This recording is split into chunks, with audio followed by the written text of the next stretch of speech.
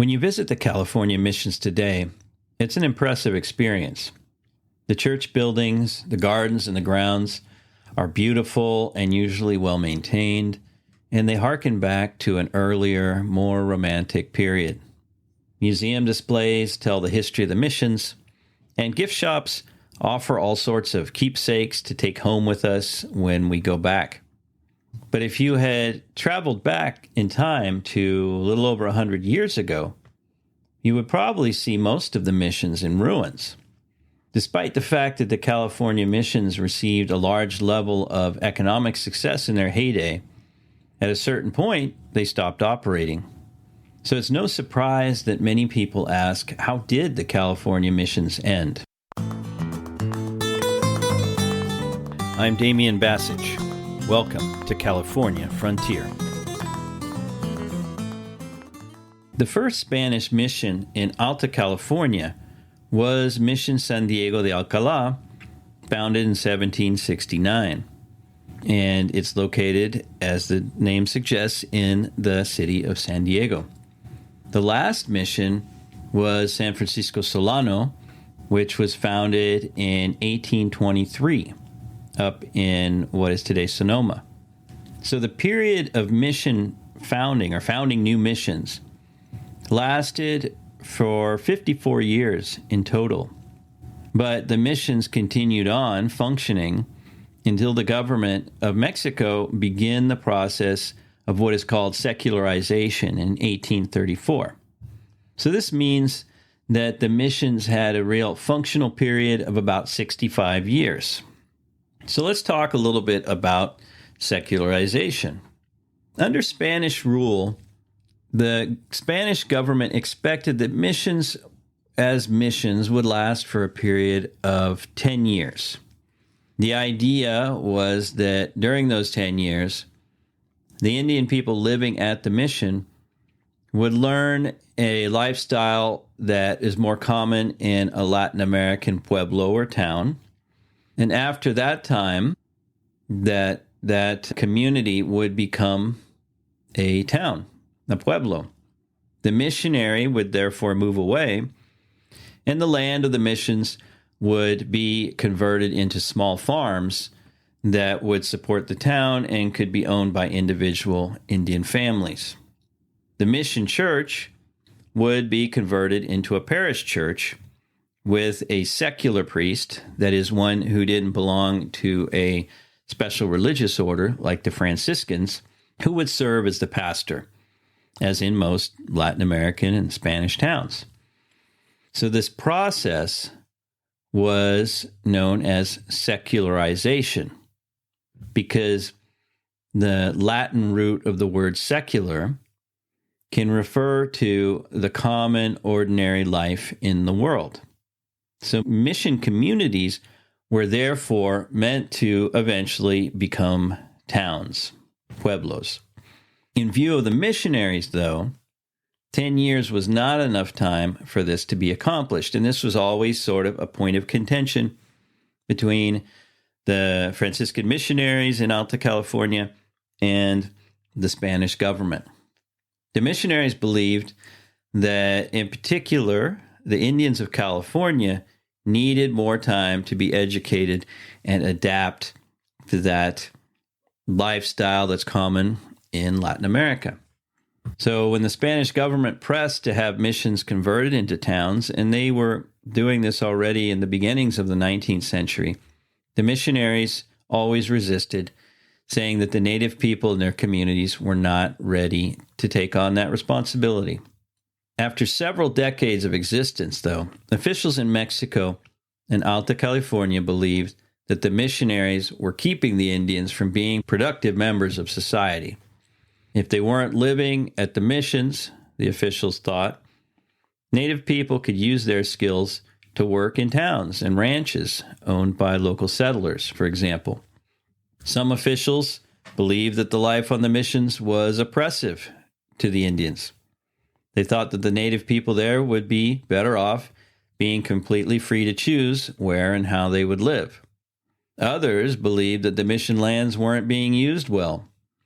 They thought that if some of the land were in private hands it could be made more productive.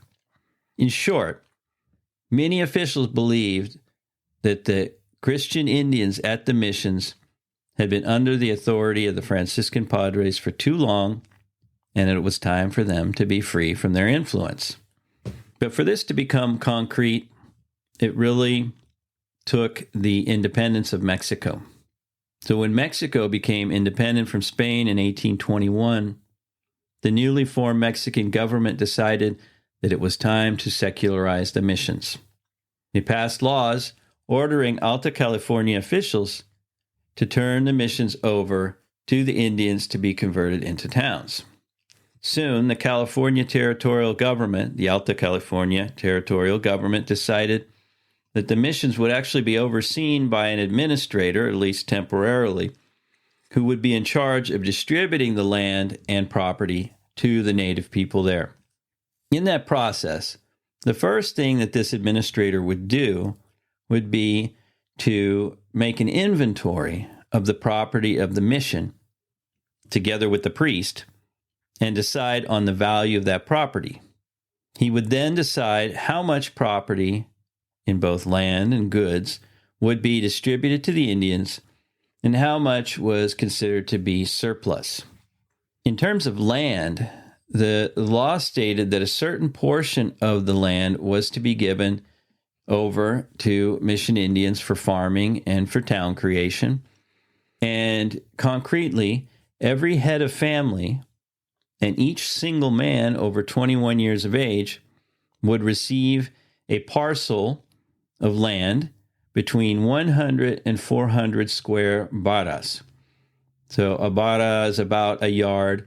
And so this wound up being equivalent of 1.5 to 7 square acres each. And whatever lands were considered to be not necessary for that purpose were declared, therefore, vacant or surplus. Those lands could then be put in the hands of people who showed the territorial government that they could put the land to good use. There were also rules about where such land grants could be created. For example, the governors of Alta California, who were ultimately in charge of granting the land, couldn't make grants within 10 leagues, that's about 26 miles from the seacoast, or within 20 leagues, about 50 miles, of the borders of any foreign power. Often, much of the land and property wound up in the hands of the administrators themselves. Maybe I should say often, but many times. In the end, most of the ex-mission lands wound up being granted to Spanish Mexican settlers who then converted those lands into ranchos. And this led to what was known as the Rancho era, beginning in the late 1830s and ending up, shortly after the annexation of California by the U.S. in the late 1840s, early 1850s. Most Indian people received very little land, although some individuals applied for and received large land grants that they then converted into farms or ranchos. So what about the timeline? On January 6th of 1831, Governor Jose Maria Echeandía drafted an order that all the California missions were to be secularized, following on orders from Mexico. Because of the resistance of many people, however, in California, including the clergy at the missions, nothing substantial was really done at that time. However, 3 years later, on August 9th of 1834, a new governor, Jose Figueroa, issued a series of guidelines about how the missions were to be secularized. And the process began in earnest. In November and December of 1834, an inventory of all the goods and property of each mission was therefore drawn up. With the inventory, the value of everything, as I mentioned earlier, was to be appraised in order to be possibly sold. By the late 1830s, all of the California missions had been secularized. The only missions to actually be converted into a pueblo was Mission San Juan Capistrano in 1841. After secularization, most of the church buildings began to deteriorate. Almost all of the lands had become ranches or ranchos in the hands of California families. And most of the native people who had lived at the missions or continued to, often had to find work on farms and ranches using the skills that they had learned at the missions. Others, of course, went to live in wilder areas amongst relatives or other native groups who had not joined the missions. Some native people turned to stealing cattle and goods from ex-mission ranchos. This caused a great degree of conflict between them and the Californios who own the ranchos. So now you know why all of the 21 California missions are standing, though they've been rebuilt, either partially or completely.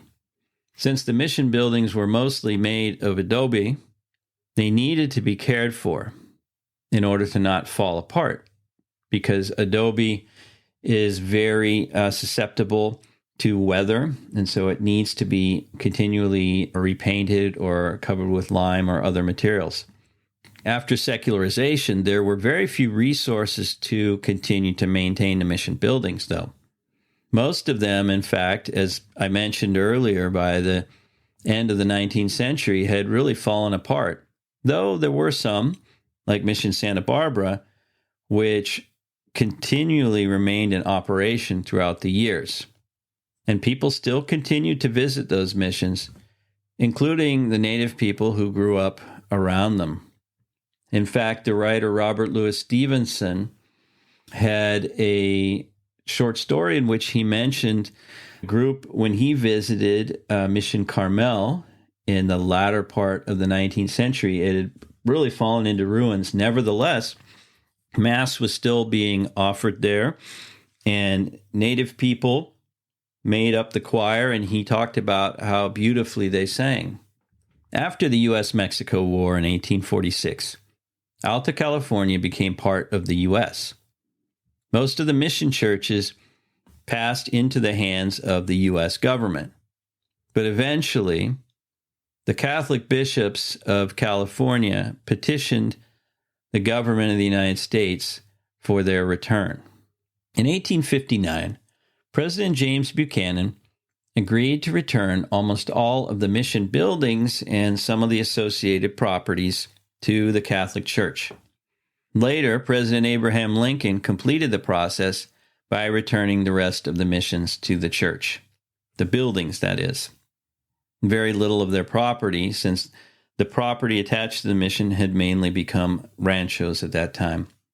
It wasn't until the late 19th and early 20th centuries that a movement to refurbish the missions developed. Civic and church groups got together to raise money for repairs and decorations. They wanted to bring them back to a state that reflected their original glory, or at least the idea of what they thought they must have been like. They also worked to convince people from the East Coast to come out to California to visit the missions.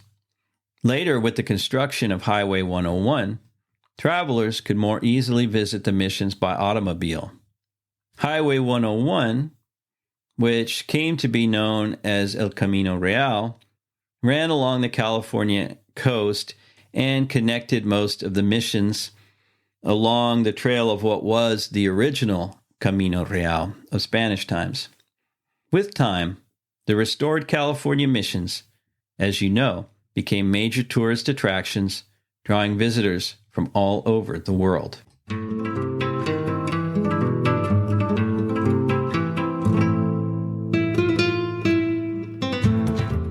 I hope you enjoyed this episode of the California Frontier Show.